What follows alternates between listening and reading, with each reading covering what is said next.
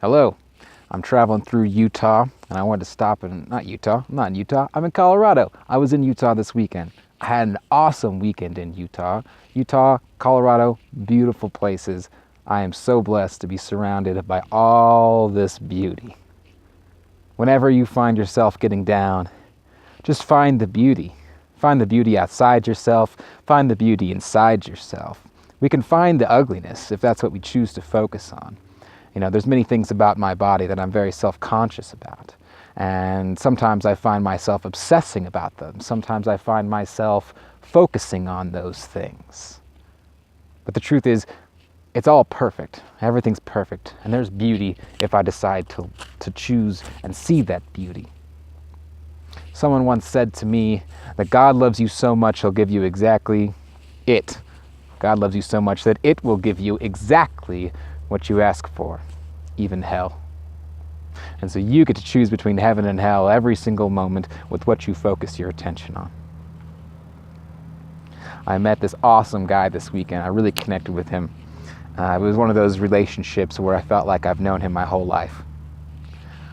And he said to me, he was a very spiritual man, and he was one of those people who seems to just know the right thing to say at exactly the right time. And our last night together, he said to me, always remember that you're never alone, that you have legions of spirits supporting you. Everywhere you go, you are supported. Always remember that. That's my message to you. I feel you need to hear it in this moment. And I did need to hear it in that moment. It touched me so much that I started to cry. Because I've lived so many years of my life feeling so alone. And I knew what he said was truth. I knew that I can choose to remember that, just like I can choose to view the beauty. I can choose to see the beauty, or I can choose to see the ugliness. I can choose to see my connection with the one, with everything, with spirit, with God, with nature, or I can choose to look at my isolation, my separateness, my disconnectedness from all things. I get to choose. I get to decide who I am and what I am in every single moment. And in this moment, I choose to see myself as a part of this beautiful living organism. This dirt is alive. Look at all these living things on this dirt, right? Look at these trees. These trees are alive. They're aware. They're sentient. They feel. These mountains, they're alive. The clouds, my body, the cells in my body, the microorganisms in my body, it's all part of the one. It's all part of this connected consciousness that some call God.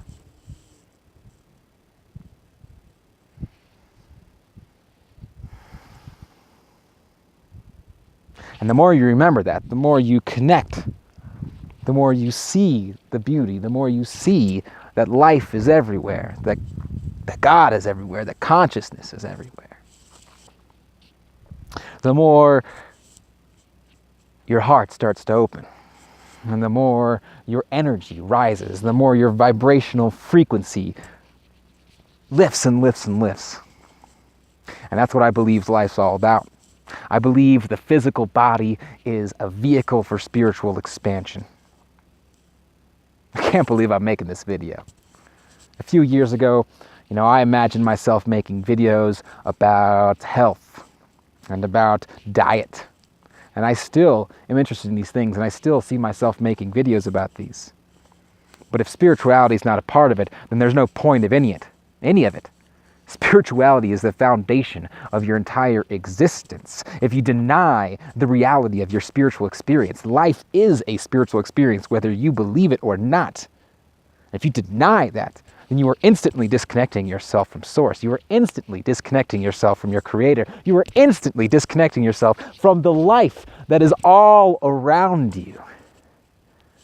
And that vibration starts to fall, and your heart starts to close, and your mind starts to race, and your hope starts to fade.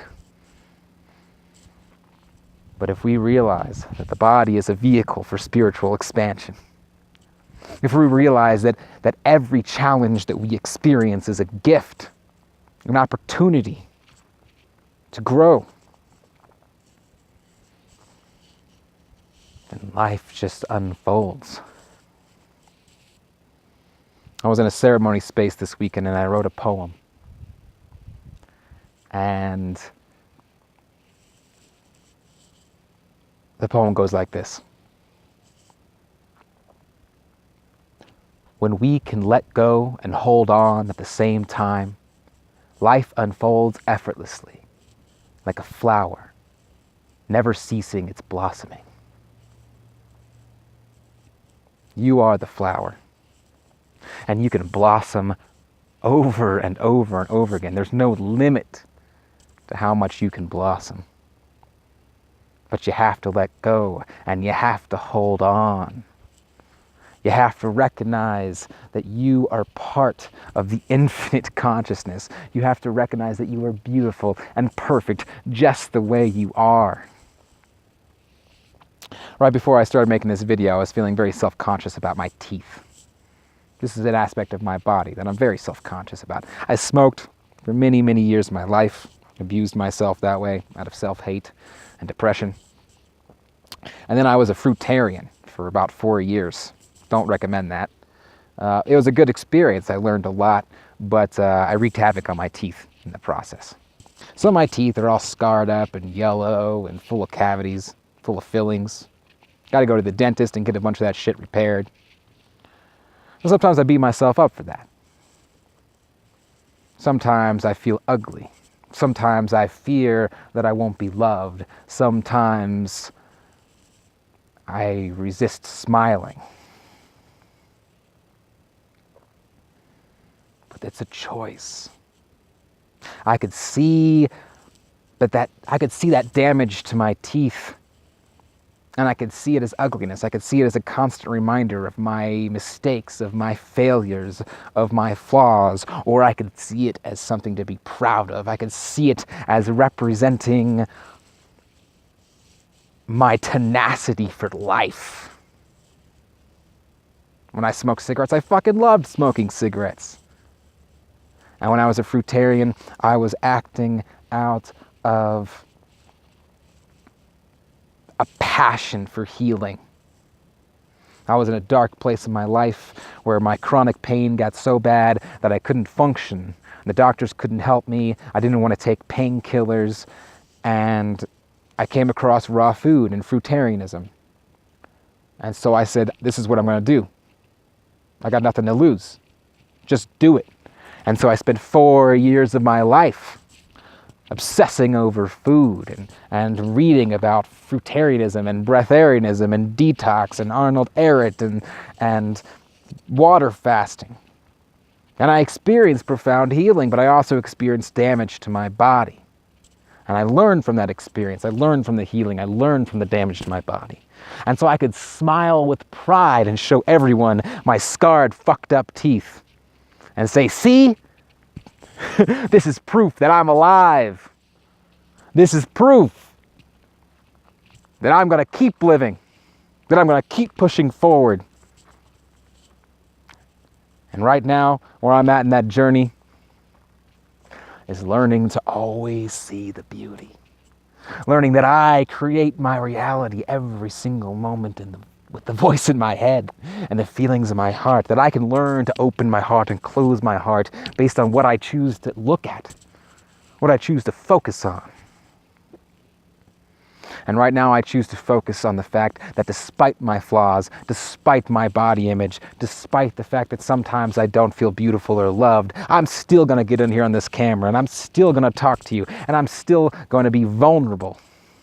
Because someday this video is going to help someone. Someday someone's going to turn on their computer and they're going to see this video and they're going to open their heart. And they're going to go outside and they're going to put their hands in the dirt and they're going to pick up that dirt and they're going to rub it in their hair and they're going to say, I'm fucking alive!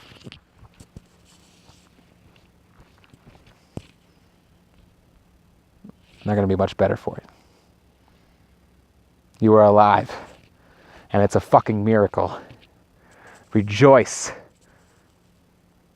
and connect and accept.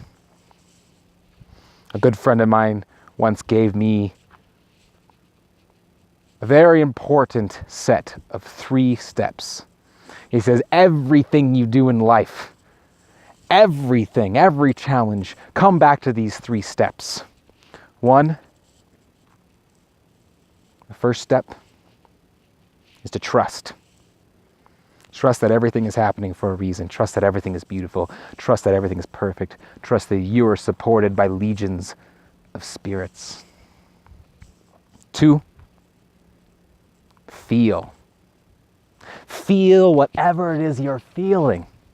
See it for what it is. And 3, let go.